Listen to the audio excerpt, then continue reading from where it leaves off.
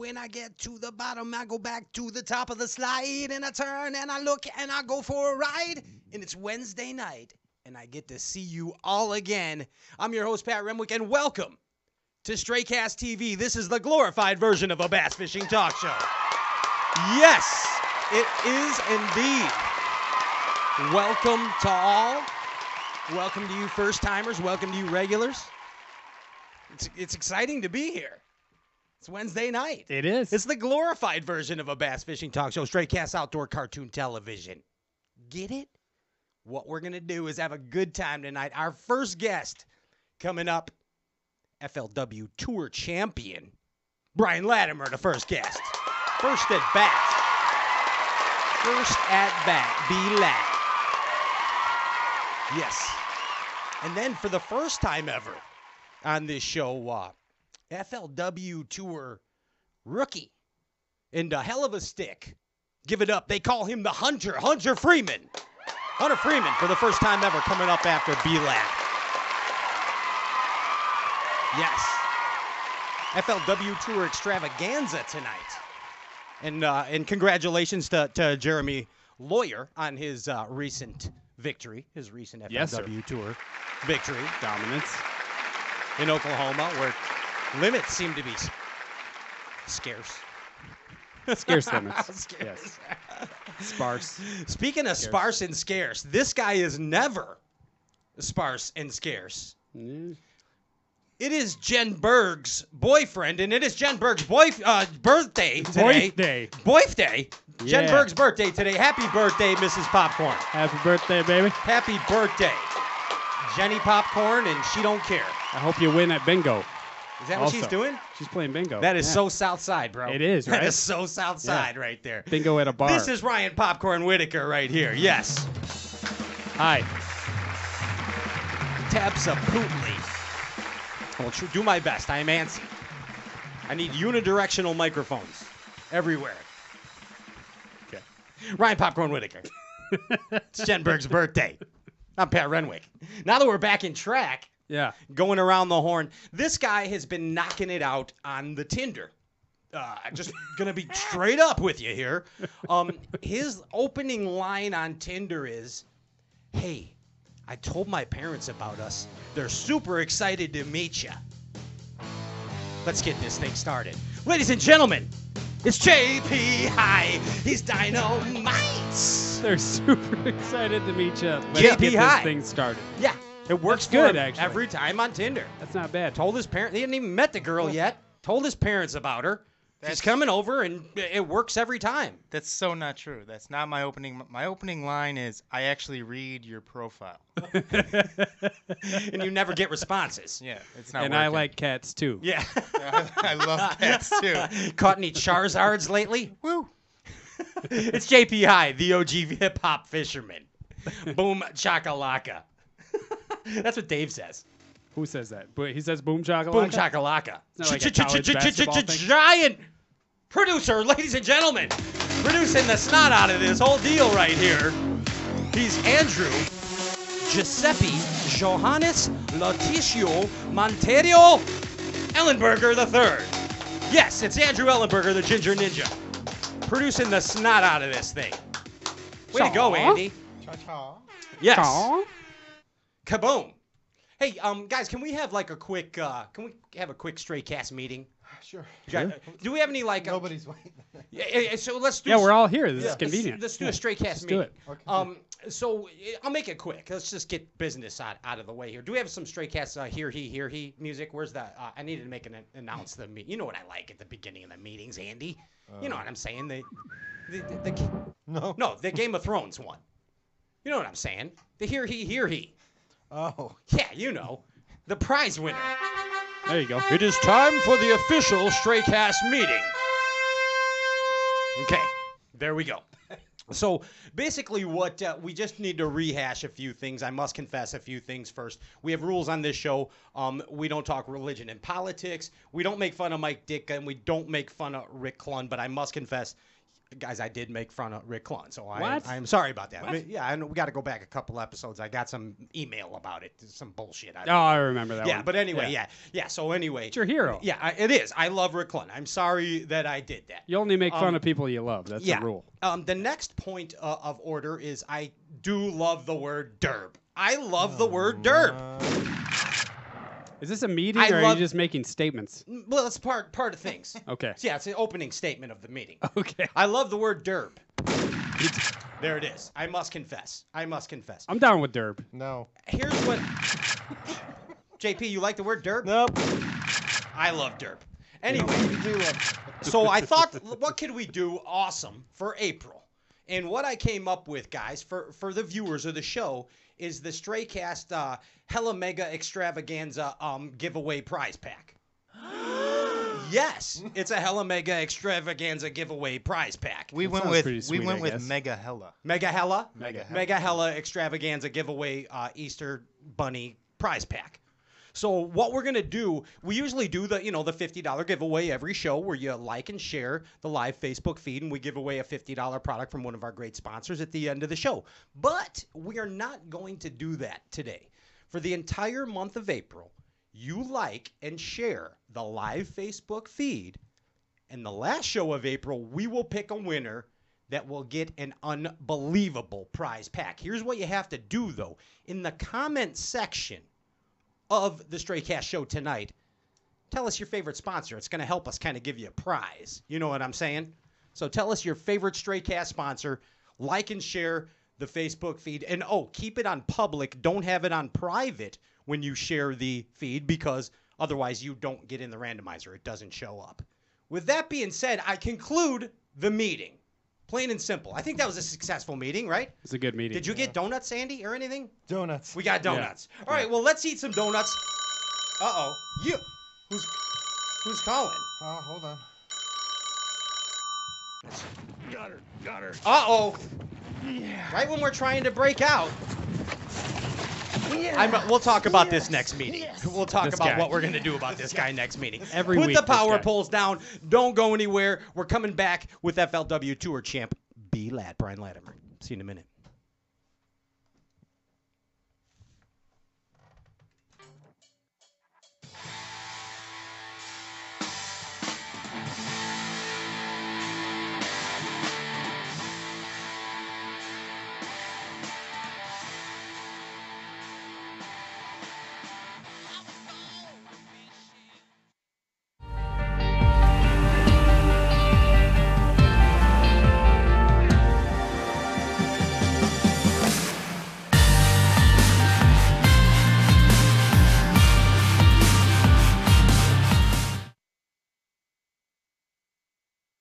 Step up your game.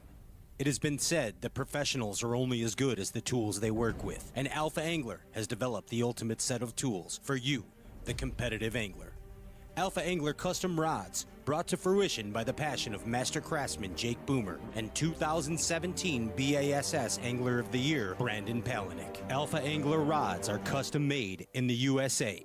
Designed and engineered to be perfect, Alpha Angler utilizes a very unconventional approach to making the very best bass rods, from drop shotting to flipping. Alpha Angler's focus is on building perfectly balanced tournament-grade bass rods at an affordable price. Join the Alphalution today and purchase direct at alphaangler.com. Step up your game. alphaangler.com.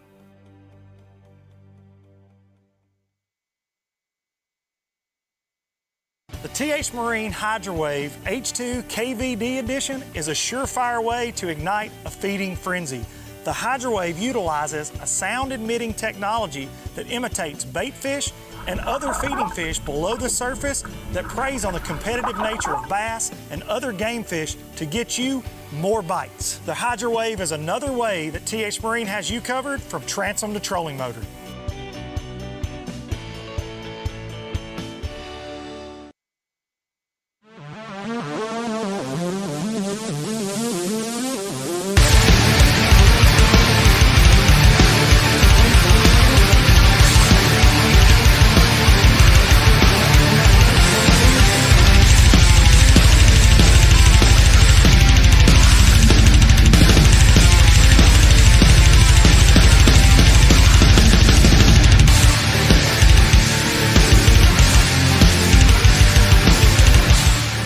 want to throw farther, get some Kevin Van Dam's line and lure. You can launch it a mile. Still going.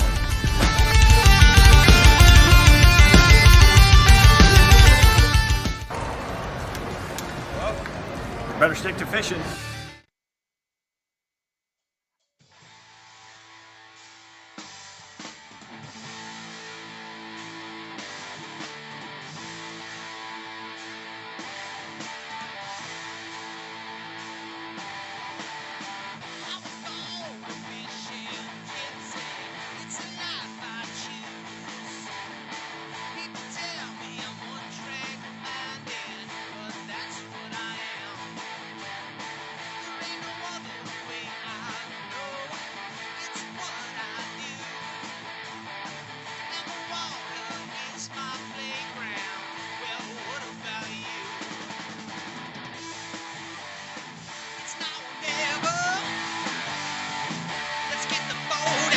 Welcome back.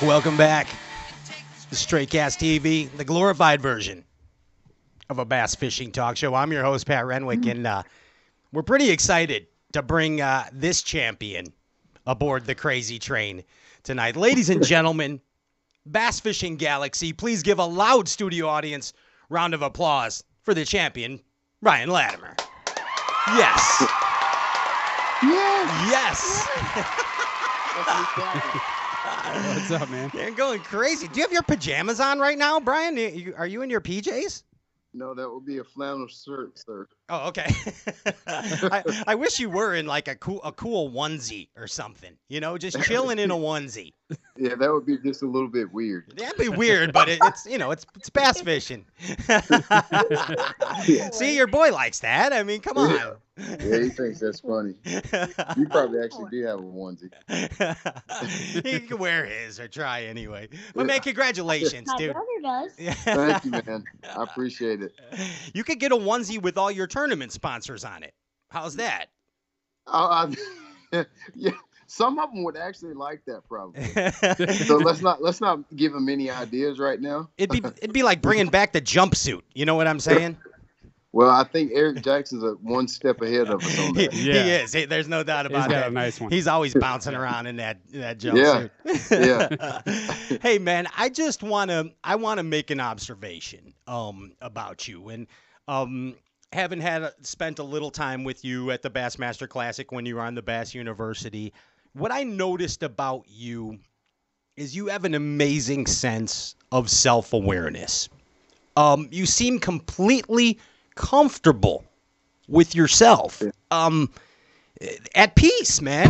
Whoa, I just knocked the TH Marine cup over. But see how I did a sponsor plug right there? He planned that. See how I did that? But no, seriously, man. I mean, that's a very admirable quality. It conveys from you, man. Is that how things are? Yeah, that's I appreciate you noticing that. I can't say it's always been like that. I would say it's something that probably fell. I think I started working on maybe 5 or 6 years ago, and I think it's really a really important reason why I'm where I'm at now is because I kind of understand my story and where I'm at and my route. I think a lot of guys, and of course I'm speaking in the context of fishing, but it really goes in life in general. Like we're all kind of looking at what everybody else is doing and trying to figure out how that's going to work for us. And I just kind of realized like my story is not everybody else's story. I got kind of like my own thing going on. And once I kind of started to appreciate that, I think not necessarily everything kind of went into gear, but I was happy ever since I started to kind of accept my story and how the route that I have and where I'm at. And that's that is very so much how I live my life, okay? Because happiness is essential to me. I figured this out with the help of some people that you can't always be regretting or beating yourself up for things you've done in the past. You have to accept what is there. Now, don't be a doormat. You know, you don't have to let people walk over you or situations walk over you, but once you become accepting of those situations, it helps you understand them and more or less deal with them, you know? Right. Right. No doubt. No doubt.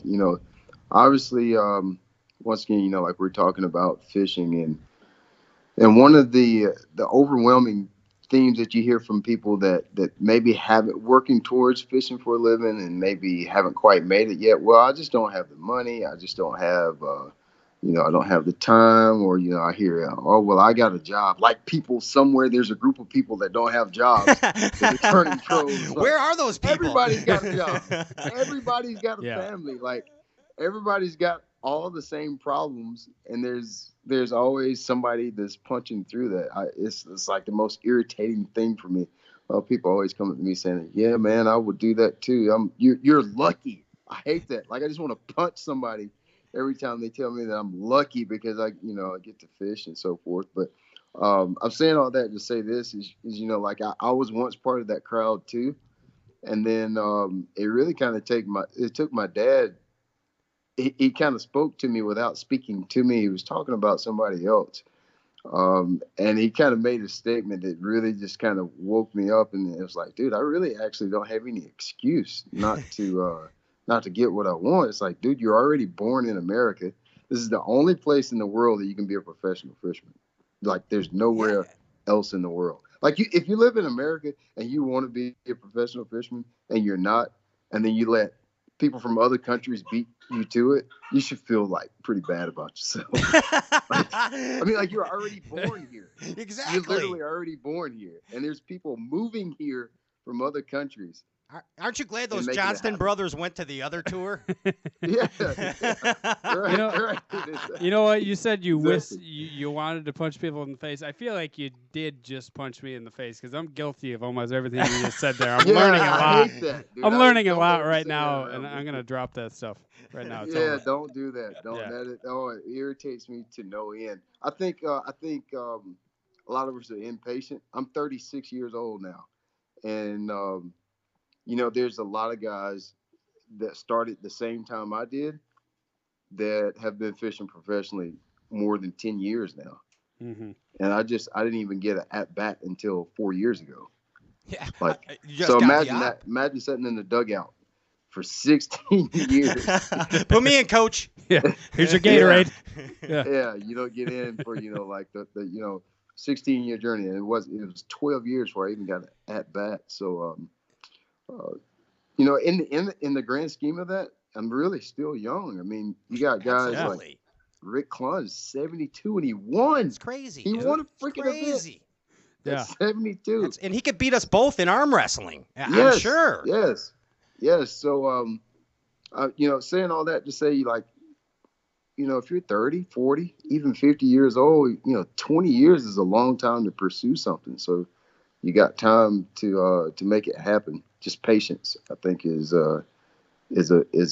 way underrated. And humble beginnings, man. You have humble beginnings. There's no doubt. Oh, yeah. You didn't start with 24-inch rims on your bass boat trailer. Right. I mean, there's I can't get over that. There's people that they're like, I don't have money to pay the entry fee, man, but they pull up with their You know what I'm saying, dude? Yeah. How does this happen? How does this happen? Get the bass tracker and get out there. Yeah, I see, or I see, like, oh, they went out on Friday night, or they're at the beach. Like, my wife is in the room with me right now, and so like, we didn't go on vacations very often. Like when I was in my 20s, there was no going to the beach. As a matter of fact, I think my first vacation as an adult was our honeymoon when I got married. Like I didn't have money for that. I spent my money on fishing tournaments, and I did kind of start off. I spent a pretty decent amount in a bass boat because if you're going to try to fish, a good bass boat is probably a pretty good and important tool to have. So, sure. I always ran a pretty decent bass boat, but the sacrifice was I didn't get to go on vacations. I didn't have the biggest house when we first got married. So it's just really a matter of fact, do you want it or do you not? Like you can sit here and say, well, you don't have this or you got this disadvantage or that, but the world doesn't care and the industry does not care that you said you don't make enough money or whatever. They're going to keep moving along Exactly. with or without you. So, yeah, you just kind of got to decide where you want it. For me, it's like I was suffocating working in the normal world. Not that there's anything wrong with whatever you call normal jobs, I guess. I don't know what the right term is for that, but The I was 9 to 5, suffocating. yeah. Hated it. There was no end game there for me at all. So that gave me some good consolation. I never regretted any dime that I spent on fishing ever. It's your investment, man. I mean, it's your life investment, plain and simple. Yeah. Plain and No simple. doubt. No doubt. Because I say that because the other thing you always hear is, people will talk about how much the entry fees are and how much a boat is. And I get on that every once in a while, how much this or that is. It's like, okay. And it's a sport you chose, buddy. Yeah. Right. Right. I mean, dude, you've had it bad. You might look at it differently than a lot of people because you've had the bassin buzz bad since you were a little kid. I mean, like you fished your first derb at second grade. That's crazy, Brian. Yeah, second grade. That's not my right. dad was a tournament fisherman, so I kind of grew up around the tournament scene as a kid, which it's definitely obviously good, but I grew up fishing all the way from second grade all the way through school, fishing tournaments and stuff like that. Now I didn't get to fish out of my own boat until I graduated, which now seems old, but back then that was really, really young. I was like 19 when I got my first bass boat. But like kids now, 14 years old, they don't even have a driver's license. They're getting a bass boat now. But I was 19 when I got my first bass boat, and when I kind of really started to learn the craft on my own was right after high school. Dude, and it's just it's a nice little. You went through a little level plane for a while, but I see a change in the stars, if that means anything. I mean, you can feel it. You can feel it. What's going on with you? Not only your tournament success, but also your rise in popularity as an angler. It all goes hand in hand, and it's perfect, man. It's a perfect storm right now, actually.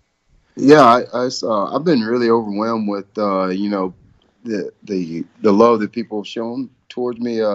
Obviously, I do a lot of stuff on social and like YouTube, stuff like that. And man, people have. I never really expected that it had the reach that it did. I knew it was something I was going to have to do, but I really underestimated it. The reach that it has and the people that are watching. I mean, it's really pretty deep, and it's a beautiful thing, and I really appreciate it and don't take it lightly. We could tell, man. It's pretty special to you, and we can't tell. We've heard that term in bass fishing, or any sports where victory is involved, about that revelatory moment. That moment where it was revealed to you as an individual through yourself, victory. Or a certain situation in your sports career. Let's call it a sports career, okay? Right. You had a revelatory moment in 2013 where you actually, talking about the money side of it, if I remember this correctly, you didn't fish the last derb, man, of the year. Oh man. I mean, you had to back out. But boom, that was a motivator. That was a motivator, bro. Yeah. Yeah, that's a deep story. I don't even know if we got time to go into that. No, I don't want to go into it. I don't want to. Man. But I'm trying to. You know where I'm going, right? That was a revelatory moment. Okay. Yeah. Now that was the turning point, right there. A turning point. Perfect. Yep. That was it. Now from that point on, I cheated my landscaping business every time I had a chance. I was like, never will I do this again.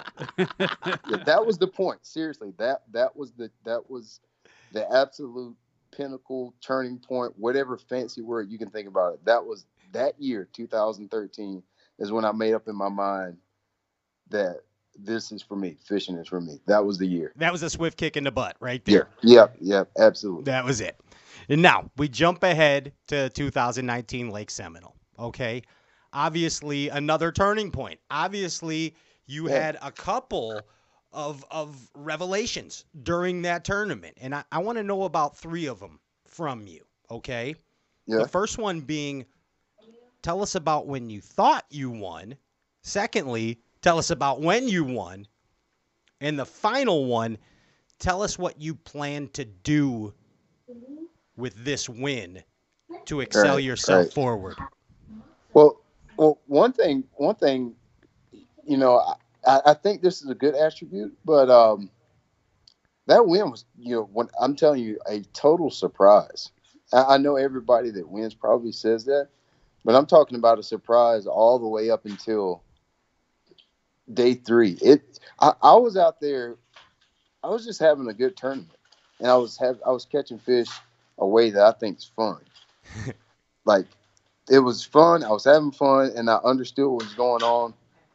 Winning the tournament was not on my mind at all. Like, I was not caught up in that. As a matter of fact, I remember, so I had a good day 1. Day 2, backed it up really good, moved up the standings. And then day 3, I caved her heads in. And like, I'm just happy that the fact that I was like, my crap's working. Yes, there it is. My crap's working. The plan's coming together. Yeah. And it was one of those things where during the tournament, my fish, I started to understand my areas better during the tournament. That area that I ended up winning on, I almost didn't even go there because I didn't feel like it was something that I could do all day and it'd be a productive way to fish. And so as the tournament went on, I was like, this is good stuff, you know, like this is a good place. This is good stuff. So day 3, I weigh in like 23 something, and Kyle's interviewing me and all this. And at the end of the interview, I'm like, hey, Kyle, where did I end up? You know, weigh-ins. I'm like, where did I end up? He's like, dude, you're leading. And then it was like, what? What? I was like, what? So it was just, I was like, that's crazy. And then on day 4, for whatever reason, dude, when I saw something like this happening in my mind, I figured I'd be like way nervous. On day 4, when I left, I wasn't even nervous. Like I wasn't. I was like, dude, I got this cool place and this grass and this flipping, and, you know, like, because I don't get to do that where I live. Where I live, we don't have grass. I don't get to fish like that. I don't get to do that.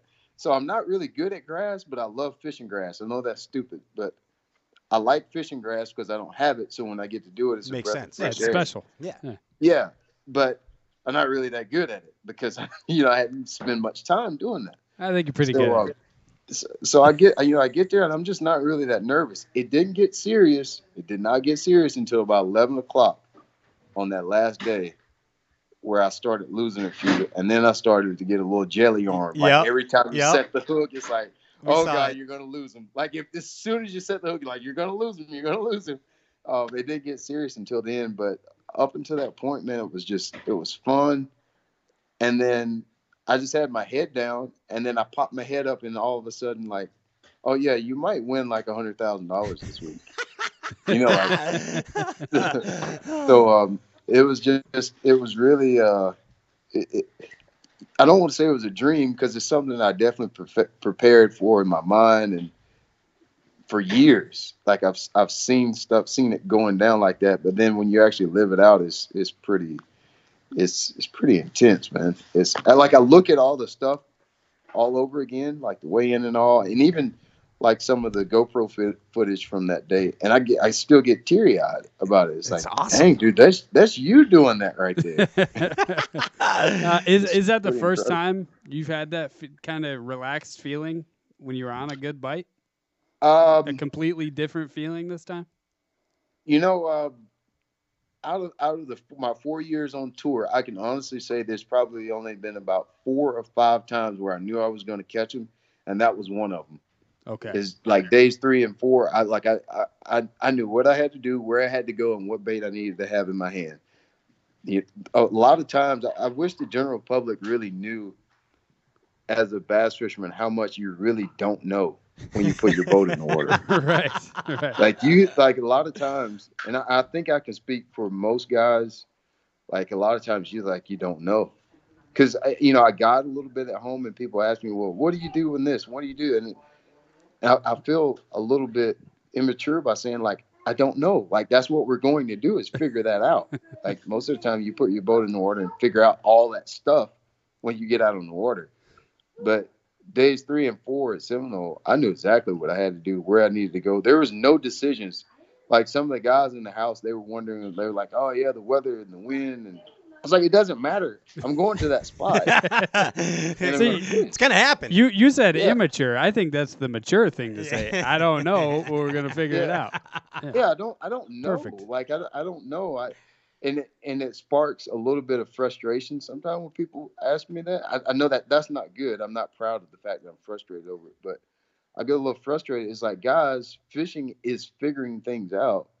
Like, I don't know everything and then go out and do what I know.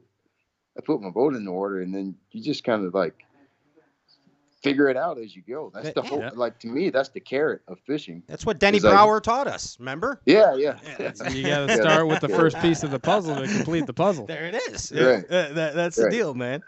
Right. Hey, I'm not even sure I answered your question. I went off a tangent. I don't know, but whatever it is, I got a lot out of it. It's all good. It's all good, man, no doubt. Yeah. So, you know how we always hear about fishing history, how that can hurt us, like when we go out fishing and we fish historic spots to us personally? Bull crap. I know, Bull because I saw a video about you on Hartwell going back to like Beaver Creek like every year and just wrecking them, bro. Yeah, that's bull crap. Wrecking them. And you did it with the what's the name of the where you were at on Seminole? Like, it's escaping my mind. The Seminole. No, the area of Seminole. What was the river? Flint River. In the Flint River. You were like, hey, I've been here before. I know the fish live there. This is where I'm going. Yeah. And some of it, so I'd been to Seminole before. Seminole's kicked my butt a lot too. It's matter of fact, my first time there, I double zeroed in a regional, a BFL regional there. So it's kicked my butt a lot, but that was the first tournament that Seminole was the first lake I ever went to where I got to fish away from home. You know, like not my home water. That was the first time I ever got to fish away from home. It was like 2006 or 7, 2005, I think it was. Actually. Gotcha. 2004 or 5. I went to Seminole for BFL regional. First time I ever got to fish away from home. And I fished a couple of Everstarts there. I did pretty good in a couple of Everstart tournaments there. And I've also done very bad in a couple of Everstart tournaments there too. So even when I did bad, I either had a friend that did really well or I knew about an area that I heard that's done well. That area that I fished before, that I fished in that tournament, I had fished there before, but it didn't set up the way it did this year in previous years. That grass changes a lot. Sometimes I don't even remember it being grass out there the last time I was there. So yeah, it changes every year. And history did play. It played in the fact that I knew there's always a stretch on that Wingates Flat. There's always a group of fish on that Wingates Flat somewhere. So I didn't have to waste a bunch of time like in Fish Pond Drain where there may or may not be a fish that's ever lived there. You know, like all of that kind of stuff. You know, I didn't have to waste a bunch of time. I spent a lot of time in productive water. And that definitely helps. So when people say like history hurts you, that is bull crap. History helps you. I knew you were a firm believer in that, man. That's why I had to ask. I had to ask. Hey, we like to play games on this show. I don't know. I don't know if you know that or not, but we do like to. And this is a game that kind of helps us get to know you. Okay. Yeah. And it's called You Had to Ask. All right. It's called You Had to Ask. So I'm just going to ask you a question. Let's pretend we're sitting down in a restaurant together, having dinner or something, or having a lunch. You want to do that? All right. All right. We're sitting down. Hey, everybody. I'm Pat Renwicken. 2019 FLW Lake Seminole Tour champ, Brian Latimer. And I just sitting down, having some tea and crumpets here in Soho. Where is Soho and what are tea and crumpets? I don't even know what I'm saying right now, Brian. But it's a little. Never heard of that. Yes. South of Houston. South of Houston. It's a little game called Well, If You Have to Ask. My first question to you, Brian, is: did Prince ever really tell us what it sounds like when doves cry? Did he ever? Not. He did not. He did not. He never told us what it sounds like when doves cry, and I always want to know. What would it sound like? Are you asking me what it would No, sound like? I don't expect you to know the answer to that, man. I know you're a champion and all, but nobody knows. Nobody knows what it sounds like when doves cry. Right. I mean, we could end the show right now. That's it. Plain and simple. Okay. Right. A bait that you still have in your tackle box, or a bait that you've had in your tackle box for the longest period of time that you still catch fish on. Oh man. Just an old balsa wood crank bait. An old balsa crank? Shad wrap or handmade crank. Okay. Yeah. There you go. Okay.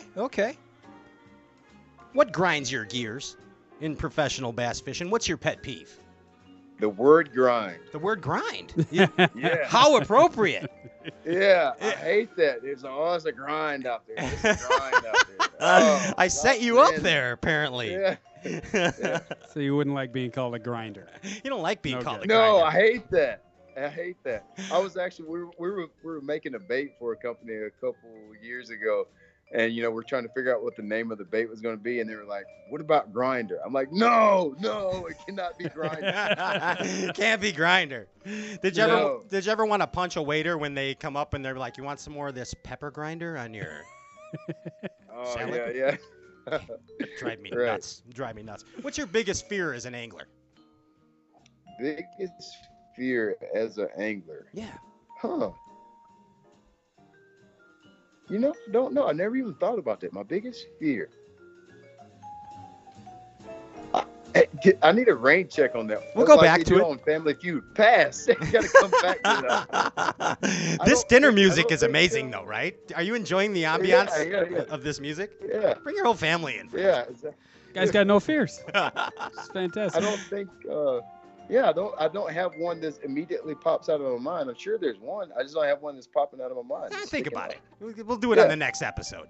Yeah. Next time you win. Hey, Right. what's a word that you say or people frequently say that you don't think they really know the meaning of? Parabolic. When we're talking about Parabolic. fishing rods. Sure. No, Parabolic. what does that mean? What the hell is a parabolic? Yeah. You get a shot for that. I hate that talk. I tell you what, try to talk about a fishing rod and not mention the word parabolic. And I say it too, and I have no idea what it means. No idea. Never I seen do, the definition. 'cause I'm a We fishing say rod it, freak. We say It's- it all the time. It's the entire bend of the rod. Yeah, it's- but that's not the definition. Full bend. Well, it's concave and convex, and it refracts instead of reflex, so it's a parabolic bend. Do I need to say more? This guy's a rod Yeah. freak. Thank you. It still makes no sense. I know. That's a true story I just made up right now.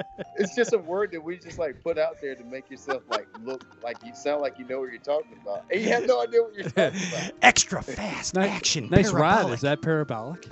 Yeah, Of course it is. Parabolic rod. Yeah, I hate that one. Second to grind. Wow, right there. we got him there.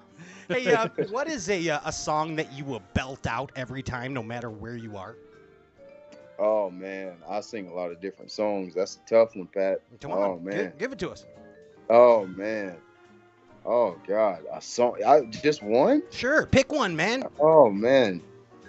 If Luke Duncan was listening right now, he would know I'm a huge John Mayer fan. So Okay. it would probably be God. I have to pick one of John Mayer's songs. Yeah, like what would you belt out, man? Like if you heard it, you just feel compelled. The spirit compels you to sing John Mayer. Oh my God. Who did you think I was? That's the song? Yeah, I don't even know that one. Sing us some of that. I can't do that. That's not legal. Why'd you guys laugh at him? He was Because almost didn't- gonna 'cause sing. He didn't want. Yeah, that's illegal. I almost did it. I could. Yeah, that's illegal. Dang it. I can't do that. I can't do that. Okay. All right. Now, if you were in a boy band, Ooh. if you were in a boy band with the rest of your barefoot buddies, Aaron Martins and Not Defoe, what would the name of that boy band be? That boy band. Oh man. What would the name of my boy band be? Yeah, with Aaron and Not, because you guys don't wear shoes. So you got to get creative here. Think about it. Wow. With Aaron, God, that's a pretty just to make note, that is a pretty eclectic group. Yeah. Aaron, myself, and Ott. Yeah. You're talking about a melting pot. That's you're gonna find this odd, but you remind me of. I spent a lot of time with Aaron, and you remind me some of Aaron. I don't know. That's a compliment. Really? Yeah, it's a compliment. He's actually one of my favorite anglers ever. Yeah, No doubt. you do. You have very similar outlooks, you might convey them differently, but it's the same end result. So, I got one Man. for that boy band. what's the name of the boy band? What Ryan? is it? The Three Souls. The Three Souls. Because The you Three guys, No Souls. shoes. yeah. Or how about 30 toes? 30 days in the toe. 30 toes. 30. How about 30 just days towing the barefoot? line. Why not just barefoot? The Barefooters. Barefoot. Yeah, barefoot. The Barefoot Boys. Yeah. Barefoot's Barefoot. back all right. Barefoot boat deck. Yeah, there it is. Okay, enough with this one. Okay. All right. Hands down, this song has the best bass line in history. Oh man, you're giving those are hard questions. Come on, dude, we're getting I'm to know a bass you. player. I know, we're getting to know you, bro. Come on. Yeah, I'm a bass player, and you're gonna ask me one song Yep. that has the best bass bass line in history. Oh man, I can't even. Oh, that's too hard. Best That's Bootsy like Collins asking- bass line. How's about that? The best Bootsy Collins bass line ever.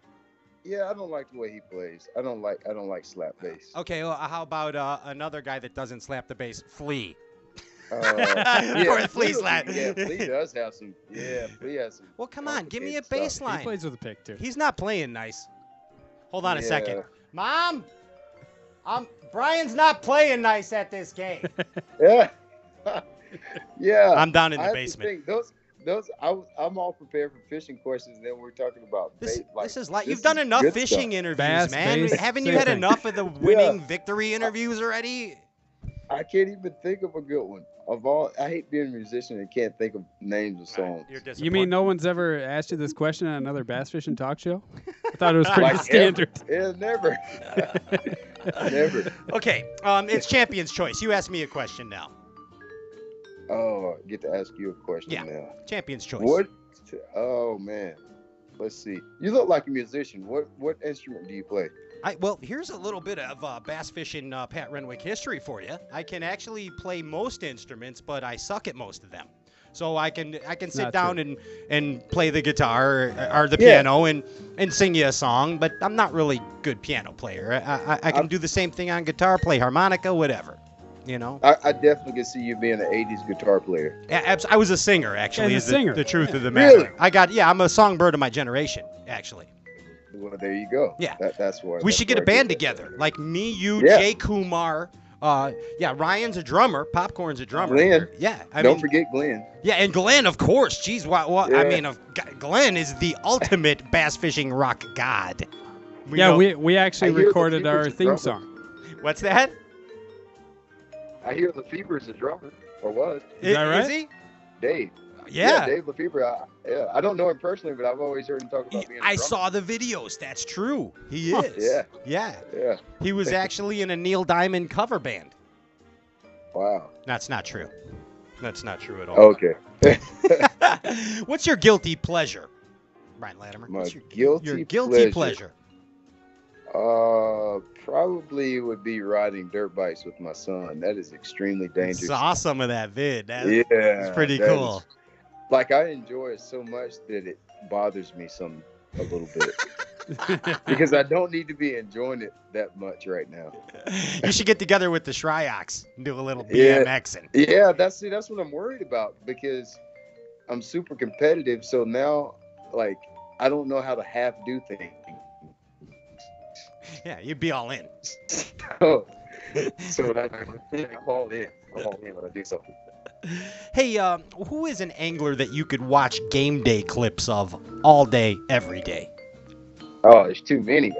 Jason Christie, because he has the baddest hook set in the game. So true. Yeah, Jason Christie. I really like watching Brett Heightfish. He's a master craftsman. Let's see who else.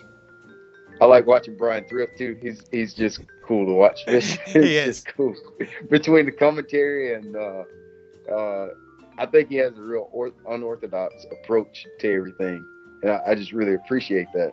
And I can nobody watch can him. nobody can flip bushes with a cigarette in their mouth like Brian Thrift Yeah. either. Yeah. Hands down. Yeah. Yeah, he just seems like the guys that he literally seems like the guys that I grew up fishing against, but like on steroids. And of course, Aaron Martin. It's like, ironically, Aaron Martin's. For the commentary, mostly. Oh, yeah. When he was on a couple weeks ago, we had Mark Zona on, and Aaron Martins called up to crank call Zona and tried to disguise his voice, but Zona busted him immediately. Yeah, Aaron Martins can't do it. He can't change his voice. Yeah, he disguised himself as himself. Very distinct voice. He called in as Ron Martins from Alabama. How was that gonna? Right. change? Right.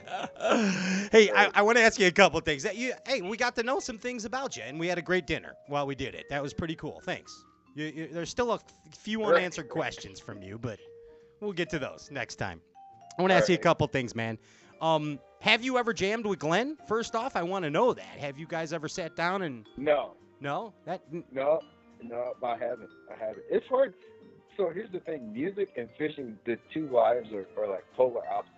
So it's like you're either gonna fish or you're gonna play music. Which one do you want to do? One is all late night and one is all getting up early. They don't blend that well at all. I learned that a long time ago. Same here. Yeah. I used to actually play shows and then leave the venue and just go hook up the boat and go to a tournament. Yeah, I tried that for That's a while. dangerous. I knew Not that good. wasn't gonna Yeah. work. Not That's good. just doesn't dangerous. Yeah. Just Hey, doesn't work. Speaking of Z-Man Glenn and Z-Man in general, what makes that chatter chicken so good? What is it? What tell us what you think. When you say chatterbait, well, be more specific. Are we talking about just the chatterbait in general, or are we talking about the infamous jackhammer? The infamous Infamous jackhammer chickadee China, the Chinese chatter chicken. So one. the reason the jackhammer is so good is because it's so good in your mind. Thank you. I know, and I can't so do good. anything about it. Yeah, it's so good in your mind. That's why it's so good. I still throw. So they make a bunch of different styles of chatterbaits. Now, I don't think the general public knows that. There's one called a chatterbait custom that I throw a lot. Yes. But the jackhammer has a bigger hook. It has a Gamakatsu hook in it, 5/0 Gamakatsu hook. All the hardware around the jackhammer is upgraded. So it's like a stainless steel clip, stainless steel, which I think they're all stainless steel. I get all that. I get all that, Brian, but it behaves differently. It does seem to behave differently. The head shape's a little different. The head shape's a little Is bit that what different. does it, the head? Yeah, the head shape's a little different, so the blade, hits it at a wider angle. So that's a little bit different, but I don't, I throw both of them. It's like the my Prince. custom and I throw my jackhammer. It's like when doves cry. We don't know why the jackhammer is so good. Right. I'm telling you why it's so good. It's so good because it's so good to you right here.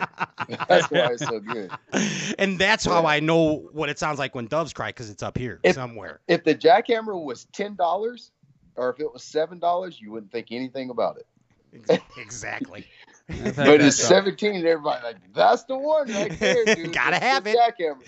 That's the one. Gotta have it. It's also so good because it is so good. It catches a ton of fish. It is good. All the upgraded hardware, you don't have to do anything to that bait and tie it on. Yeah, it's right. A nice little slimy secret that it's not a secret, but something I started doing is like I don't throw chatterbaits with skirts anymore. Like I never put a skirt on mine anymore. Really? So what are you throwing behind it? I just quit doing that. It's just like you said, it behaves differently. It's more erratic without a skirt. Okay, gotcha. And are you throwing that like the Z-Man version of the Zako? I can't think of the name of it. Razor Shad. Razor Shad. Okay, gotcha. Razor Shad. And that's the ticket, huh? That makes it juke and jive a little, huh? Without the skirt. Yeah, it's a little more erratic. When you go to snap it out of grass or something like that, it when you snap it out, it's when it falls down, it's just it may go left, it may go right. It's a little bit more erratic. So last question. That's free. I'm not charging anybody for that. I like it. I like that one. That's a tip of the week right there. Yep. Actually, mark that one. Hey, last one here. I want to know about that Ned rig with the spinner. I saw you doing a video with your son, and yeah. I mean, is that like a regular deal for you, or were you just goofing off? No. So they make a that's Z-Man's deal. It is they call it the Ned rig spinners, and it's nothing but a piece of wire with a little blade on it. They have a Colorado and a willow leaf. Yeah, and I've seen those. A special keeper in it that works really good for elastic. When you put that thing in a TRD or whatever you decide to put it in the back of, dude, it's not coming out. Like, it's not coming out of the bait. But you can kind of bend the wire, make a little underspin out of a small swim bait, or you can put it out the back, out of the tail of the bait. But it's awesome for kids, and it's awesome for a whole bunch of stuff. But you can just throw it out, wind it back, and fish find it. Like, that sounds like an infomercial, right? But it really is like how it is. I was intrigued by it. It's been outlawed in some professional tournaments. This is all right. And JP High, the hip hop fisherman back here running the social media, he loves the Ned rig. He's the lord of the Ned rig. Yeah. So yeah. I know he'll be putting that one to use, man. Hey, yeah, it's a cool deal, man. There's a lot you can do with that thing like that too. You can kind of wake it under the surface. That's what I taught my son to fish with it, just waking it so you can kind of see the fish come up and get it. Like it. But it's nothing but it's a beetle spin, guys. That's really all it is. It's a beetle spin. That's what it is. It's a beetle spin on roids. Yeah. That's what the Ned rig came from. That's where it originated from anyway. I have a great name for it. Let's call it the grinder spin. No. No? No. So, like, on that video that you're talking about, like, I was just jokingly calling it the B-Lat Spinners, and then, like, Z-Man the next day posted that bait, and everybody's like, hey, you stole that from Brian Latimer. I'm like, wait, guys, I got that from Z-Man. It's their bait. Yeah, it's their bait. Oh, man. Hey, Brian, again, congratulations on your victory. Thank you so much, man, for coming on the show. I had a great time with you. Yeah, thanks, guys. I appreciate it. Hopefully, it won't be the last time. No, we'll have you on. There's many more in the future, and don't go chasing waterfalls, okay? Don't go chasing waterfalls. Stick to the lakes and rivers that you are used to. Something like that. Right. You know what I'm saying? Ready next time. Ladies and gentlemen, give it up one more time for B-Lat, Brian Latimer, FLW Tour Champ. Thanks, man. Dude, we'll see you next time. All right, thanks, Brian Latimer. Hey, don't you guys go anywhere. We're coming back with Hunter Freeman. In case you forgot, like and share the live Facebook feed for a chance to win the Mega Hella Stray Cast Extravaganza Pack, which we are giving away the last show of April. Like and share the live Facebook feed for a chance to win the... And, I forgot. What else do they have to do, JP? They have to... Drop the name of your favorite Stray Cast sponsor. Drop the name of the favorite Stray Cast sponsor. That's a twister of tongues. Yes, sir. Put the power poles down. Don't go anywhere. It's the Hunter Freeman, when we return.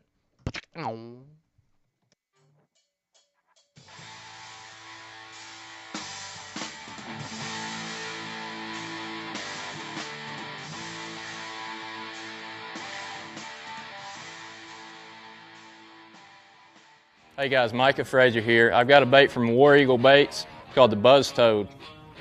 Big thing lately has been putting a toad style bait on a buzz bait, and preferably it's my favorite way to fish one. This bait here's got a quick planing head, a great hook, and it squeals right out of the package. The body of this bait is big and bulky, so it allows you to skip it. It planes quicker than a skirted bait would. In my opinion, it's just the way to fish a buzz bait. So y'all check this thing out. It's pretty awesome.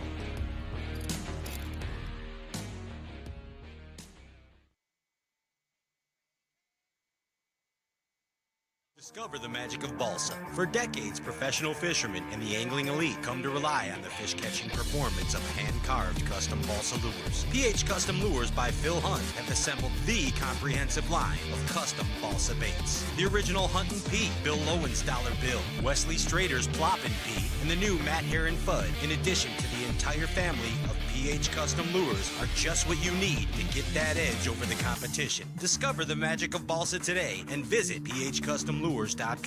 That's phcustomlures.com.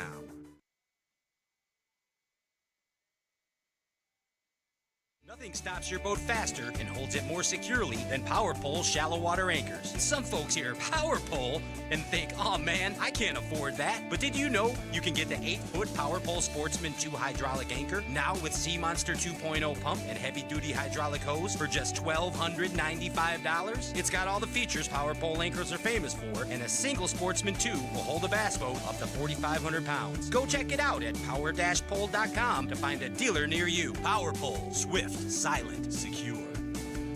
The swim jig technique is one of the most successful ways to put fish in the boat. Time in and time out, Brovani Baits swim jigs are just the right tool for the job. Beaming with quality, the Brovani swim jigs come in a myriad of colors, feature the best premium hooks and solid trailer keepers to give you, the serious bass angler, the confidence you need to accomplish your goal of putting more fish in the boat. So go to BrovaniBaits.com and start climbing the ladder to swim jig success.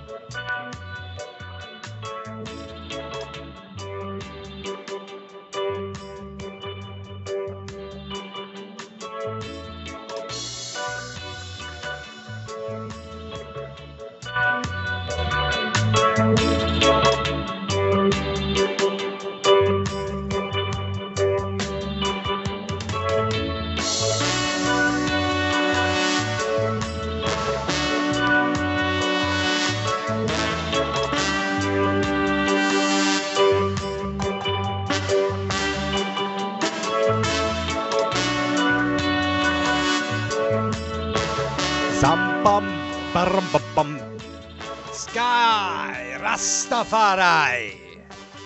Welcome back to the cool island sounds of Stray-Cast Outdoor Cartoon Television, man. Yeah. Naughty Dread. It's Irie. It's Naughty Dread. Hey, you know what? Every once in a blue moon, we meet a pretty cool. Wait a second. Oh, it's. Don't you guys go anywhere. That's like 10 minutes ago. Could that be the one and only?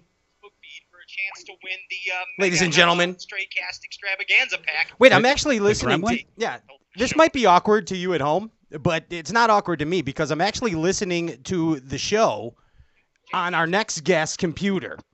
So with that being said, let us give it up for our next guest, FLW Tour Pro, the one and only Hunter Freeman. Yes. Yes. What's going on, huh? What's going on, man? What's up, dude? It was kind of cool because I never listened to my own show, but it was kind of cool because I got to hear the show on your end when you first were coming through there. Yeah. Mike, here. I've got a bait from War Eagle Baits called the Buzz Toad. Wait, is it happening again? Putting a toad style bait on a buzz. Do you have the sound on your end? Way to fish one. Yeah, it's like a. This bait Hold here's on, got a hold quick on. planing head, a great hook, and it squeals right out of the hook. I think there's something There playing. we go.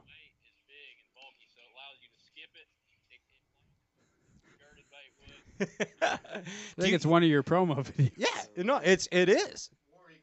It's the War Eagle commercial. Yeah, we got it. There it is. Let's try it again. Ladies and gentlemen, give it up for Hunter Freeman right there. Yes. That's how we do it. All right. So that's what Stray-Cast sounds like. Pretty cool. Dude, welcome to the show, man. We're happy to have you here, dude. Yeah, man, absolutely. Is this your first bass fishing talk show that you've done? Yeah, over Skype, yeah. Okay, gotcha. Done a couple over the phone, but not over the computer. Gotcha. So yeah, but the nice thing about Skype is too, you don't have to wear pants. Bottom line, I mean that's just plain and simple. I'm wearing it right now. Yeah, just get super comfortable, on the Skype machine. Dude, I mean, seriously, man, you are a prime example of coming up through the ranks. In other words, a college fisherman that has turned professional. It's, I guess, on a scale of 1 to America, it's America. You know what I'm saying? That's it. And I mean, dude, tell us about it. Tell us a little bit about the beginnings and the path. I want to hear it a little bit in your own words, Hunter. I got you. Yeah, college fishing, those guys are good for one, but I went to college. I was actually going to go to LSU, and I didn't. Me and a girl I was dating split up, and I ended up going to the school in town. They had a good name for a fishing team. They had actually, let's see, I started in, I guess that'd be 15 and 12. They won the national championship and had a dude win the bracket, I think 13, 14, the year after the Lee brothers won. And so I was like, well, I'm going. Although that has nothing to do with the school you go to, it's completely individual. But yeah, I went and fished the first year. It was pretty tough. Fished the second year, and it kind of got on. Everybody that does it, everybody wants to be a professional fisherman. That's why everybody goes, obviously. But then my third year, it kind of got a little bit more comfortable. I was consistently doing well, and they brought up the national championship was going to be at the Red River. I live, I don't know, an hour and a half from the Red River. And that tournament got announced, and I was like, man, this is my shot. That's going to happen. I'd never been there for that tournament. So okay. It ended up going good. We won, and that was like the golden ticket. I went, fished the cup and all that good stuff. But everybody's like, you going pro? I was like, no, man, it's on my third year in college. I'm going to finish school. Or, keep fishing college and all that. And sure. More I talk to people, everybody's like, man, you got to go. Like, that's your shot. Like, that's the only reason you went to school. Or not the only reason you went to school, but, that's what you went for, That's what you want to do. Yeah, exactly. Come on. It was like don't sugarcoat it, Hunter. Yeah, exactly. So I talked to Bill Taylor, and, he pretty much told me, he's like, this year, we had the MLF thing come up, and everything split up. Nobody really knew what was going to happen.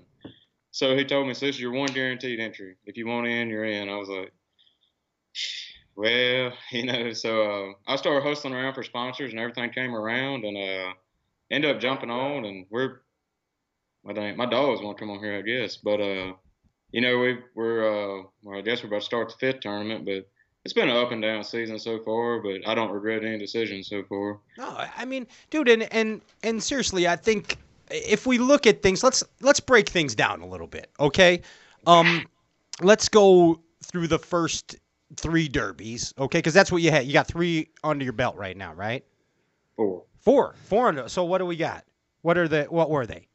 We might as well not count the last one. We'll just say like 3 1/4. Well, here's what I want to know. I mean, if we take, so let's take Toho, Seminole, and Grand, okay? Let's forget about Grand. Take Rayburn. No. That's so. All right, let's do this on Grand Lake. What did you do right and what did you do wrong? Well, we did nothing right. Apparently, that's actually the only tournament I've ever went to in my life. Practiced 3 days. At the end of day 3, I had not caught a keeper bass. I caught 2 shorts the whole time. Wow, that's crazy. It's a grind. Yeah, it was, and it was. I mean, it was. I don't know. We were talking to the guys I stay with. Everything else, and I was like, man, I don't know what else to do. I've tried everything. And it's even one of those deals, like, I got to the point, I was like, I just want to catch some fish. Forget about the tournament. I mean, I'm out here just practicing my casting. I was like, I just want to catch some fish, run into some crappie, some brim or something. But, yeah, and then so day of the tournament, I rolled with, just how I did get a couple bites, just flipping a jig, and I ended up getting 1 bite all day. It was a 3-pounder. Day 2 rolls around, I was like, I'm just covering water, chunking and winding all day. We'll see what happens. And I got 1 bite again, and there was my 2 keepers for the tournament. And there it is, history. Yeah, it was horrible, dude. Nothing went right that whole week. That's just all it is to it. Well, you had a pretty good derby on Seminole. Yeah, we top 10 at Seminole, and we were sitting really good till the last day. It kind of fell off the rocker, but it happens. I mean, so what did you do wrong at Seminole, and what did you do right at Seminole? Seminole, actually, we fished perfect. I didn't ever lost a fish. Every bite I got came in the boat, which is, usually what happens when you do well. But, day 1 and 2, I caught them quick, laid off of them. Because it was like what Brian was talking about. My practice at Seminole was, I caught some big ones, but it was like, I never caught 5 keepers a day. Like the first day I caught an 8 and a 6. And it ended up being on that one stretch I fished the whole time. But every day I would just get a couple good bites, and it was, you couldn't really put nothing together on it. Everybody else was like, well, I've caught 1 keeper, 2 keepers. I was like, I've caught like 3 for 20 pounds every day, but I can't put nothing out of it. So I just, I actually told my marshal when we left that morning, I said, I don't even know if I can catch a limit. And I caught the first one. I high-fived him. I was like, we're not going zero. Yeah, getting closer, aren't you? So yeah, it was almost exactly what Brian said, except obviously he won. But, as I spent more and more time in those areas, you learned it more. You learned where the edges were, the cut-throughs, the bare spots, the sand spots. And I really only have one place that was worth anything. I grinded all the way through day 4. It got muddy, and that's just, how those Florida fish are when mud comes in. Oh. Yeah, it just, you might as well just go home. But better go to Arby's. Time to pack it up. Arby's does sound pretty good. Dude, I'm for real. Yeah, I'm thinking about Arby's too with that oniony roll. Yeah. You know what I mean? The more and more I hear about these Florida bass, the more they sound like smallmouth.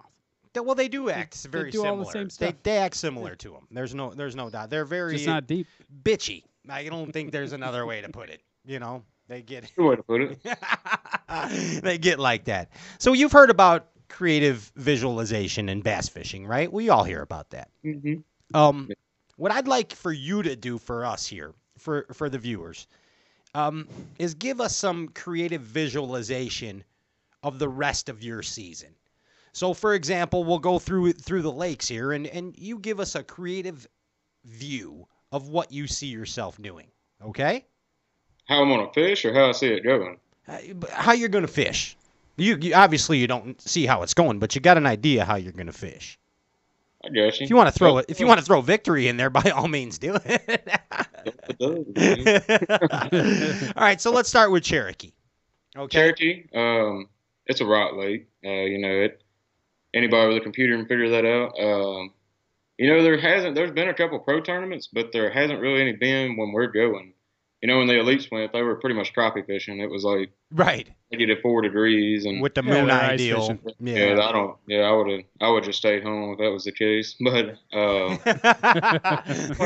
actually never fished for spawning smallmouth, so I don't really know how it's gonna go. That's I've fished around smallmouth a lot through college and everything else, but not necessarily when they're spawning. So I don't really know. We're gonna find out. Might bomb, might do good. I don't know any better about it, so.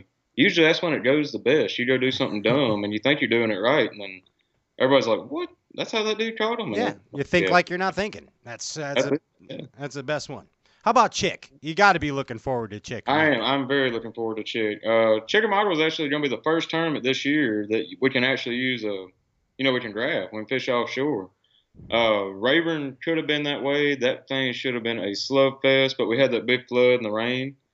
And, guys still caught them graphing, but it wasn't out, in the drains and everything that normally happens. It was more in. The guys that caught them were inside grass lines and stuff like that. But it took the whole just taking off and riding those drains and everything else away from it. So Chickamauga, it's going to be fun, man.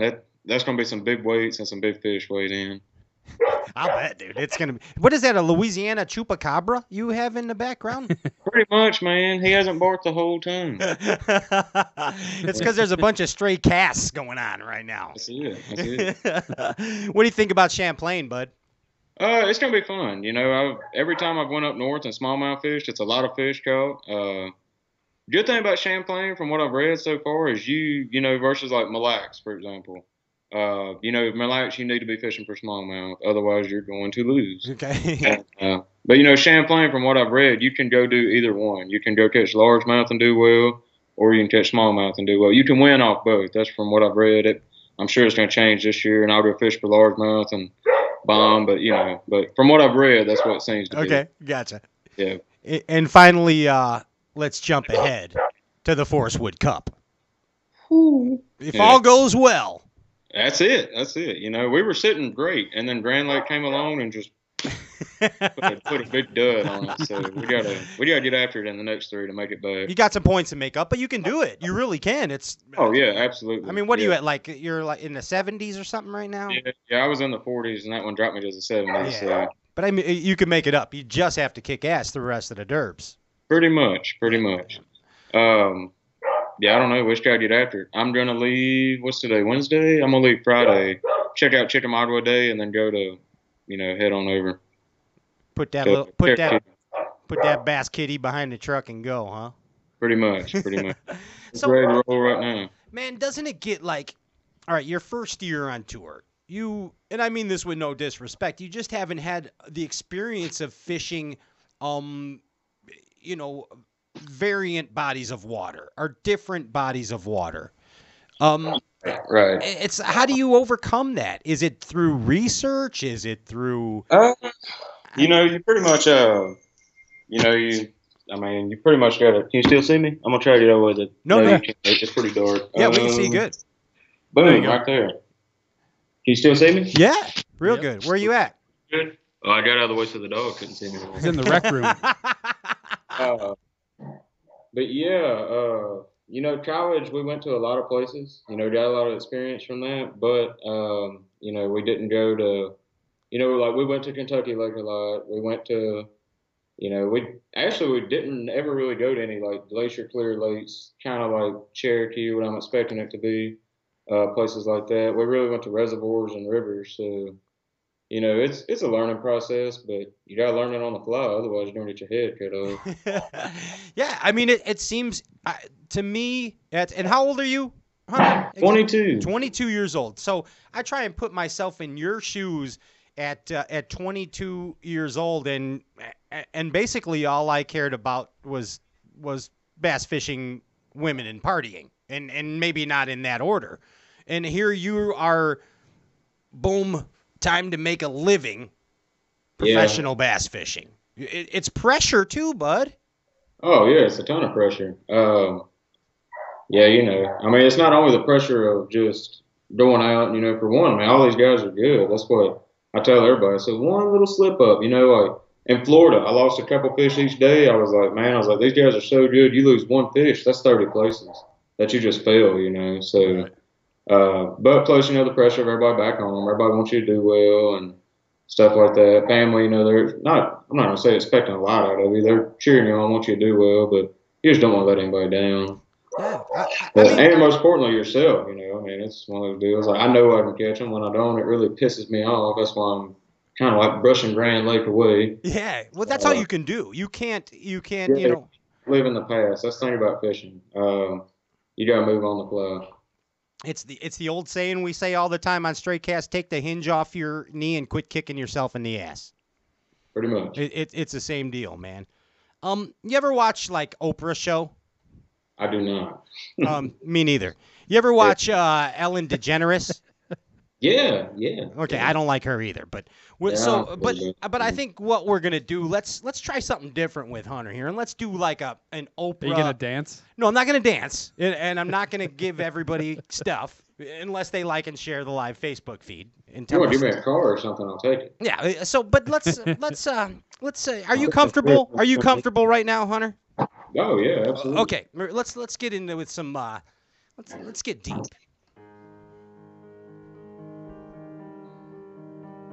America, meet Hunter Freeman, FLW Tour Pro. An intimate moment, deep in the mind of Hunter Freeman. Hunter, welcome to the show. Some deep thoughts. What's a typical day for Hunter Freeman like when he's not fishing?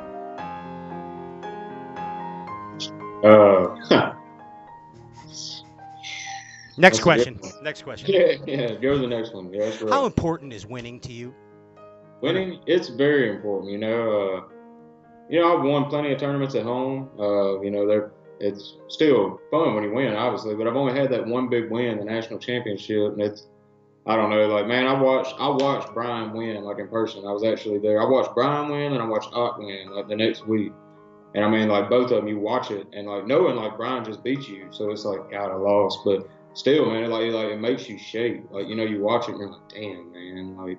And then, watching Ott win, people were going crazy. I was like, oh, my God. And, there's people up there like, man, why are they crying? I was like, you don't watch me ball like a baby if I win, trust me. Dude, I cried at the weigh-in a little bit, too. I'm not going to kid you, dude. Brian's weigh-in and win was up there as far as all the ones, you watch them on TV, and still, I actually watched it today sitting at a red light. It popped up on YouTube on my phone. I watched it, and I was like, damn, I was there, It's still cool watching it, These are beautiful Oprah moments we're having right now. You know that, right? I'm telling you. What's your strength as an angler, and what is your weakness as an angler, Hunter? Weakness? Overthinking things by far. That's the way Grand seemed to be, except for, the couple guys that were on a pattern, but everybody I talked to was kind of like, oh, man, he's just one randomly rolling here, rolling there. I was like, I don't do that at all. Like, at Lake Washita, everybody's selling the top water baits. Like, you start to put your trolling motor on 10, cover water, and go.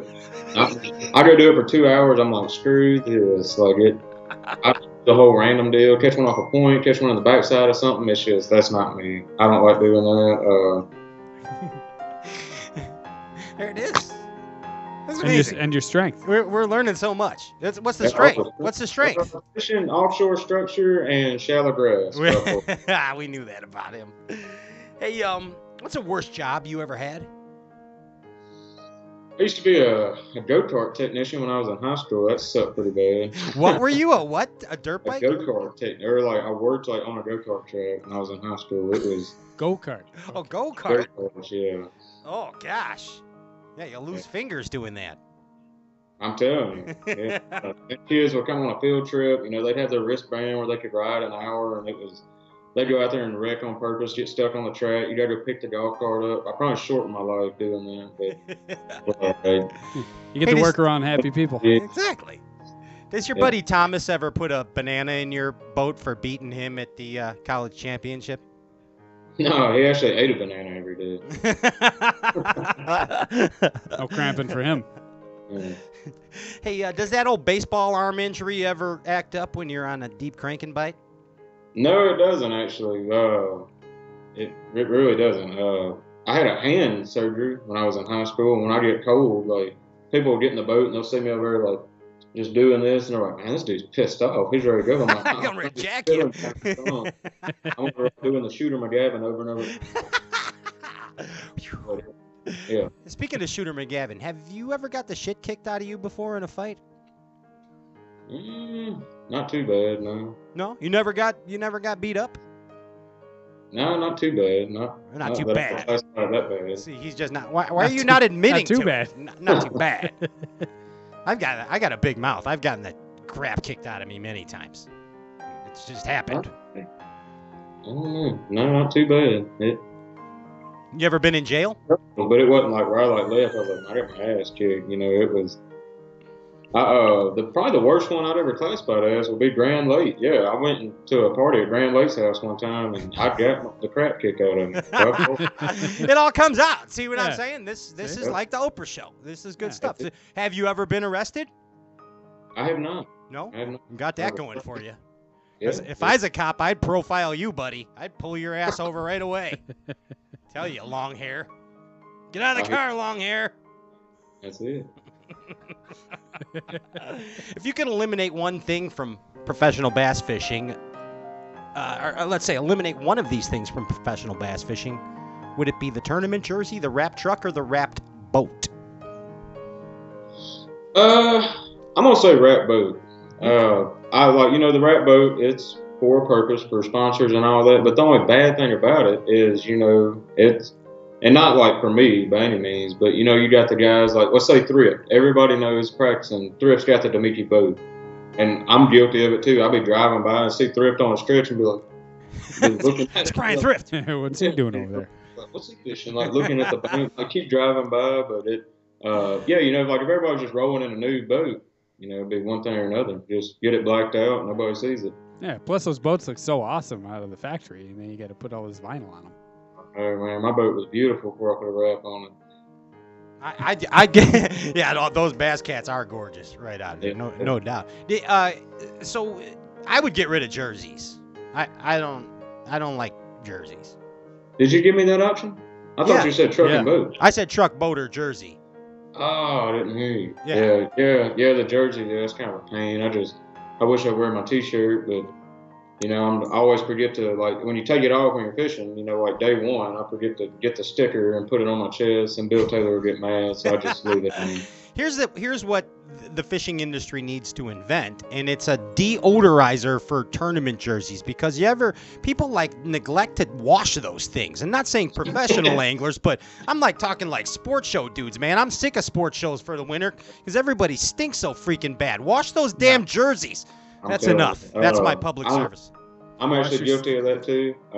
Like when we first got our college jerseys, I was like, just treat it like gold. Like the first one I ever got, I was like, oh my God, like I would like get it home and like fold it, like putting it into my back seat, like put it up on a hanger when I got home, and then, I thought you couldn't wash them, like, and then I asked, like, I thought it was just one of those deals, so I'm like spraying cologne on it, and I'm talking, we're fishing in the summer, man, it smells like crap, but finally somebody's like, no, just throw the thing in a wash machine, let it run, and it smells fine, so I'm guilty of that. My first one went about a year without getting washed, and it smelled horrible.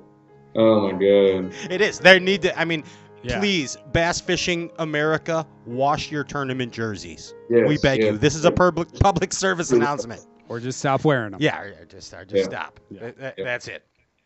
Have you ever got your hair caught in your reel handle? No, I haven't. Dude, it's awful. I'm going to tell you.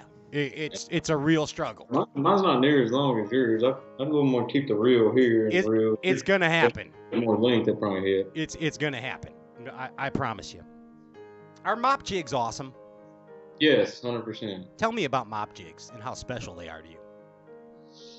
They're pretty good. Whenever Jordan Lee won the Classic, and kind of everybody just got on this whole deal, like, what is a mop jig? I was like, man, we've been throwing them things for years around the house, but now everybody and the brother, like, they go to the tackle store and they want to buy a football jig. They're like, I'm gonna buy a mop jig. So now it's, it's done. It let the cat out of the bag, but there's still little tricks and tweaks you can do to it. Well, tell us about one.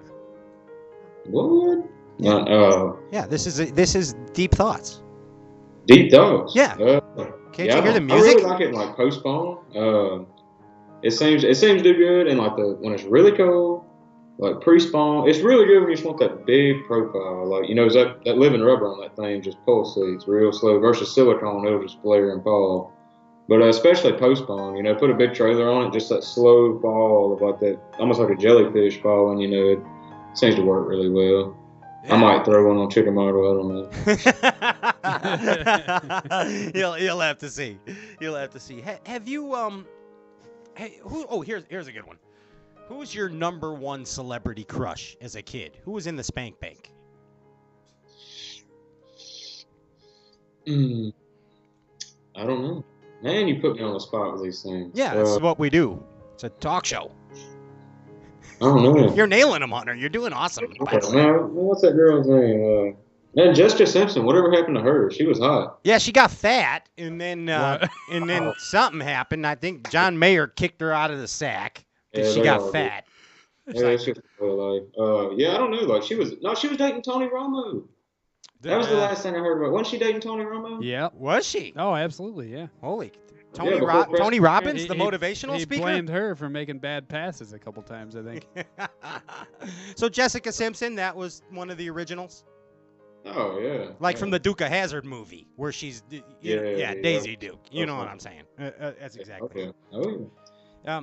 And last one, you spent a lot of times in the swamps, right? I mean, in the backwaters. You've been in the backwaters. I guess. Okay, so have you ever seen have you ever had like a paranormal experience in those backwater swamps, like like swamp monsters and stuff, like on Scooby-Doo? You know what I mean? No. Probably the craziest thing I ever had happen in the woods or anything was we were in middle school, man. Like we didn't have a driver's license yet, and we were riding our four-wheelers to go duck hunting in this break. And we're all propped up. We would get out there like way before daylight, just because that was like the first freedom you get. Like it wasn't a driver's license. We were driving our four-wheelers out there, and so we're all posted up, cool. Like I think somebody brought like a can of snuff. We're like getting a little baby dip. Thought we were just thought we were OGs, And man, a cougar just like out from the woods, man. We're like everyone else had piss running down our legs, and it was man, yeah. Out of nowhere, a cougar. Yeah, I didn't even know we had them. Like everybody said, and then still, like game wardens and stuff. Like, no, we can get them around here. Now it's coming out. We do have them. You're like, dude, it was a cougar. Yeah, dude, it sounded like we thought somebody got murdered out in the woods, but we were way away from a house, and I saw one of my buddies the other day, and we talked about it. That was 10 years ago. It could have been a cougar ghost. It really could have been. Could have been. Could have been Scrappy Dude. You never know. We learned a lot. I think we learned a lot about you in that Oprah-style interview. You nailed it, Shooter. You did. And I'm glad you admitted you got your ass kicked, because we all get our ass kicked at one time. Oh, yeah, it was no denying it. Grand Lake was horrible. No, I'm talking about in that fight that you got in. Yeah, that too. Yeah. Hey, man, I need some coaching from you, okay? Because I am deathly afraid of deep water. All right, I really am. I know you spend the majority of your time. Shouldn't say the majority of your time, but you spend a great deal of time fishing deep, and you're not intimidated by it at all. And I'm 50 and you're 22, so that's not right. Why? I actually got more confidence. I told a kid this at a show, actually at the Classic. I said, dude, I've got more confidence pulling up on a point and bombing a rig or a football jig across as I do pulling up to a pier and flipping it. He's like, what? I was like, man, it's just you get that way. You know, it's I don't know. It's the same thing with the jackhammer. What Brian was talking about, you just got to build it up here. And that's just your comfortable spot. Right, 100%. That deep water. I've got more confidence pulling up to a spot with 30 minutes left in the tournament and popping 5 as I do rolling down a bank and jump fishing.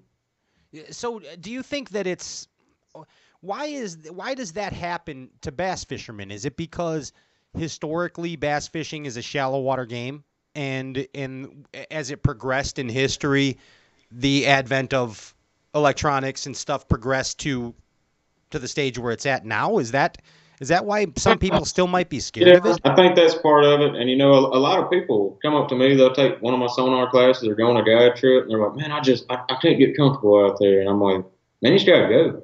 Like, go. And I said, I went days as a kid because I was a kid. Like, I got into fishing. I turned the TV on, and you watch Van Damme, like, whipping a big crankbait out there, just plucking them in a private pond or something. Like, God, I want to do that, And then, friggin', all the Strike King shows, they were, just wailing on them with 6XDs. And then when the 10XD came out, Phil Marks, destroyed everybody.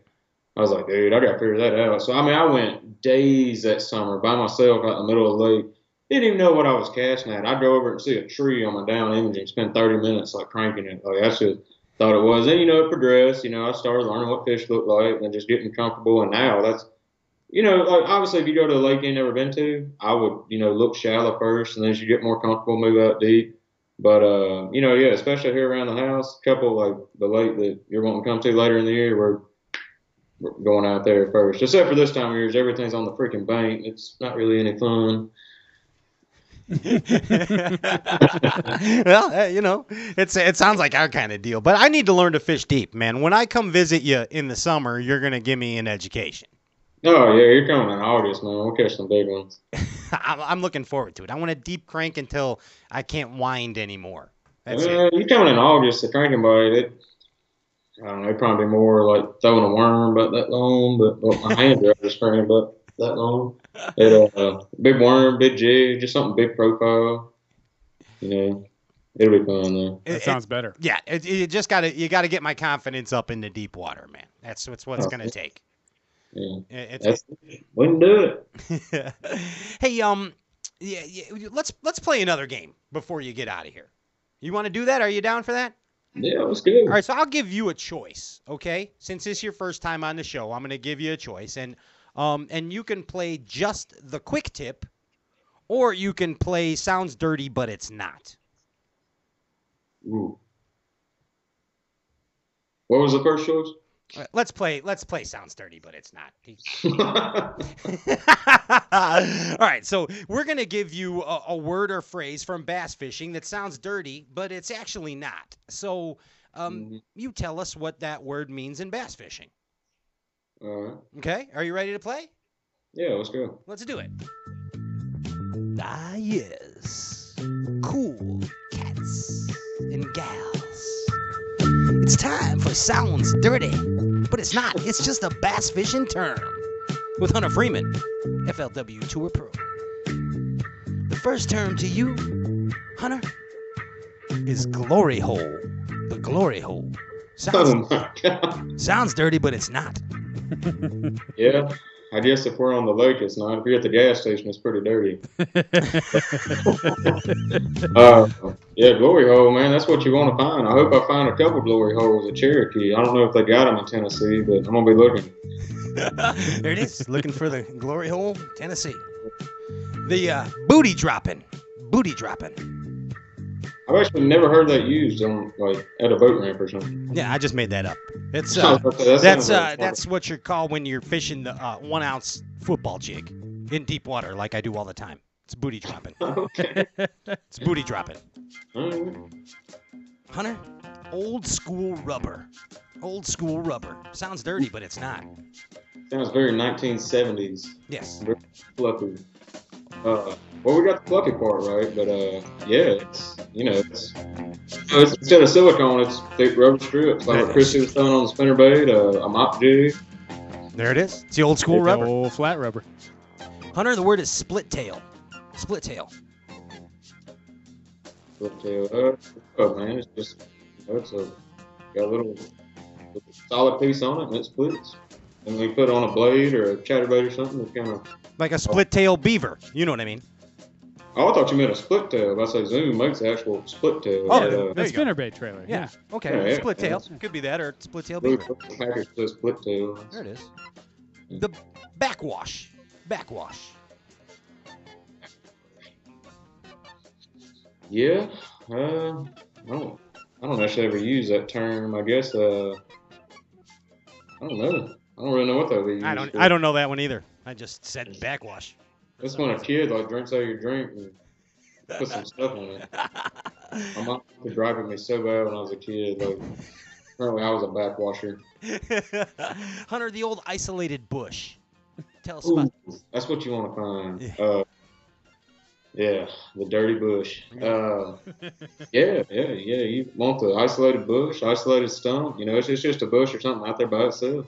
That's complete big fish magnet, big girl magnet. The isolated bush. When you come down here in August, it's gonna be that isolated brush. Nice. Could use a little of that.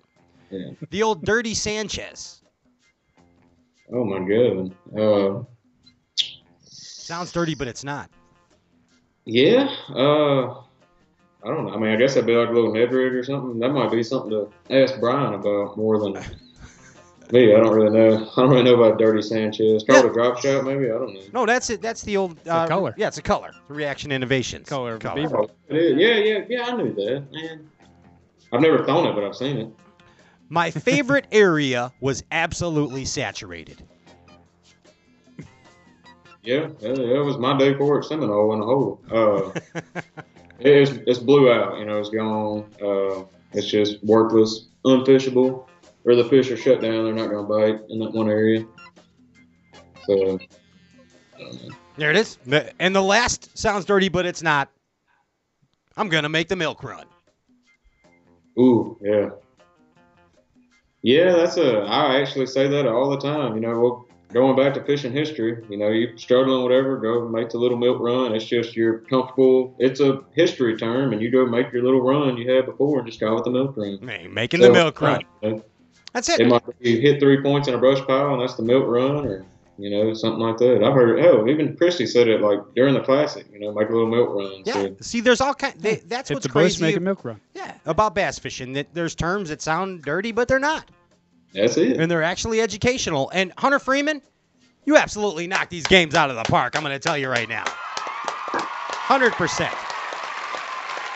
100%, dude. Strong execution. Yeah. Yeah. You're doing really No good. I see a hesitation. bright future for this guy. Oh, I appreciate it. I hope you're right. Hey, if you had some words of advice or maybe some parting words for the bass fishing galaxy watching right now, what would those words of advice or encouragement be, Hunter? Man, just keep on fishing. That's kind of the deal. I see a lot of it now between kids and grown people. Just instead of worrying about catching fish, it's just worried more about like trying to run down sponsors and everything before catching fish. I was like, man, forget about that. Just go fish. I mean, up until this past year, like I didn't really understand how important social media was, and my social media is growing good now. It's doing well. Before that, I mean, I had a deal like just showing back at home. I would go out fishing, catch a 5 or 6 pounder, and just throw it back. I was like, man, I don't care about all that. I don't care. Like at that point, I was like, I don't care that anybody knows that. Man, he got a good one day. Like Yeah, if it's a good one, I'd hold it up, take a picture. But like I never did the whole like activities in the boat. I said, man, nobody cares to see that. But it's just worry about fishing. As a whole. As I see a lot of people now, they'll make 15 posts throughout the week when they could have been fishing. And, it's just about like the fishing topic. Like, man, go fishing. Yeah, That's exactly. That's the whole point of it. That's how you learn. And, that's kind of the other thing. Like, how do I learn more about this? Time on the water. That is the 100%, man. You can ask both my parents. I would disappear from the house when I was in high school and stuff. And I mean, sometimes I'd be gone over 24 hours and they'd be calling me like, are you alive? But just fishing. I fish all night, fish all day. Still do it now. I just, not for that long a time, but we'll pull some long strings for sure. And fish as much as you can. That's it. If you can go. That's kind of the deal. If you're in a slump, keep fishing. That's the beauty about fishing. Thrift, Van Dam, Broward, Clun, nobody has it figured out 100%. It's changing every day. It changes every year. That's why some places are not as good as they once were. Spots, baits, everything. Just look back, like in the 70s, the baits they were throwing. You go back and watch it, like, are you serious? Now you got Ned rigs with spinners in them. Cream worms. Yeah. Exactly. Yeah, and it's just stuff's changing. Nobody has it completely figured out. That's what makes it so much fun. And fishing is the only sport in the world, versus like football. Okay.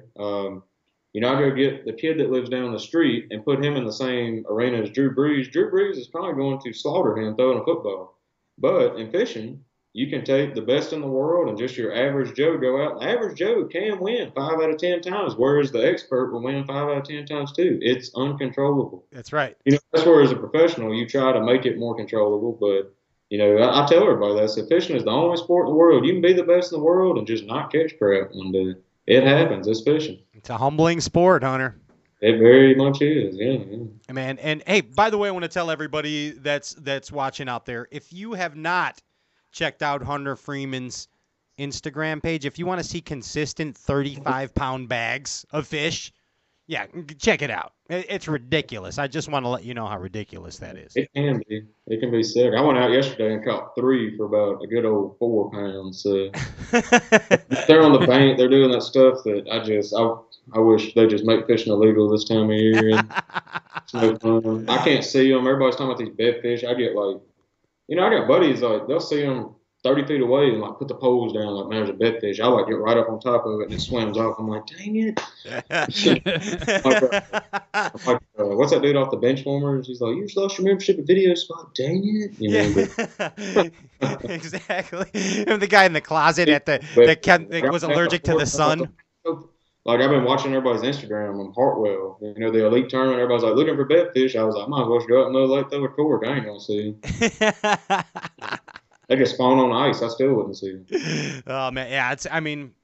Deep water and bedding fish are tough animals. There's no doubt about it. But I love the movie Benchwarmers. That's I'll tell you that right now. Who's the kid what was the guy that was from Grandma's Boy that was scared of the Girl Scouts selling cookies? He was scared of the sun, too. Yeah, scared of the sun, too, and he had a sword. He had a plastic sword. Yeah, and he ate sunblock. That guy he was awesome, man. That guy was amazing, so are you. On a scale from 1 to America, you are America, Hunter Freeman. I hope you know that. I appreciate that. Dude, thanks, man. Thanks for coming on the show. It. Thank y'all for having me. Yeah, dude, we'll do it again sometime, and we'll see you very soon. I appreciate it, buddy. Ladies and gentlemen, thanks, man. Give it up one more time for Hunter Freeman. Yes. Bass fishing professional. How cool is that? Pretty damn cool, Hunter. We'll see you, bud. Take care. You too, bud. That's Hunter Freeman. Hey, another exciting, jam-packed, action-filled, polycarbonic episode. Yeah. Of Straycast Outdoor Cartoon Television. And hopefully that you did like and share the live feed for your chance to win the Hella Mega Pack the last show of April. The winner will be announced of the Hella Mega Pack. Oh, and you had to tell the Bass Fishing Galaxy what your favorite Straycast sponsor was. What's the results as far as favorite consensus. Sponsors? The consensus. Yes, good word, Consensi. Brian. Good consensi. Yes? Oh, we got a lot of Alpha Angler. A lot of Alpha Angler. A lot of TH. A lot of TH. Okay. Couple power pole. Saw some War Eagle. Well, we're not going to give you a whole set of power poles. I'll just tell you right now.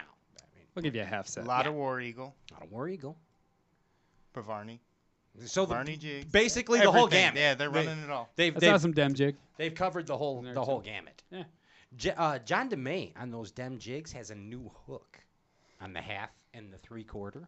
I've heard of this new hook. Fire on the mountain. Yeah. Let me tell you. It's got some new colors out. It too. sticks them.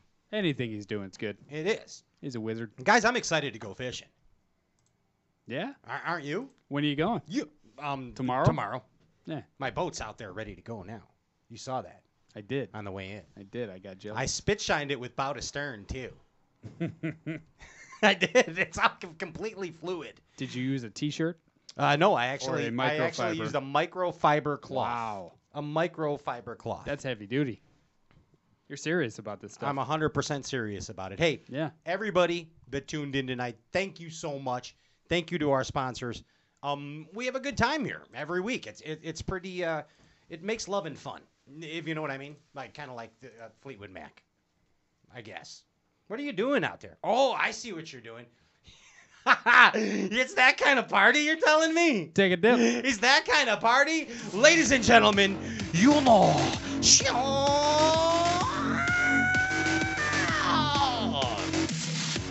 The ceremony has ended. It is Stray Cats Outdoor Cartoon Television. We'll see you next week. That was anticlimactic. Same time, same place. Thank you. Pete Glusick. Double point.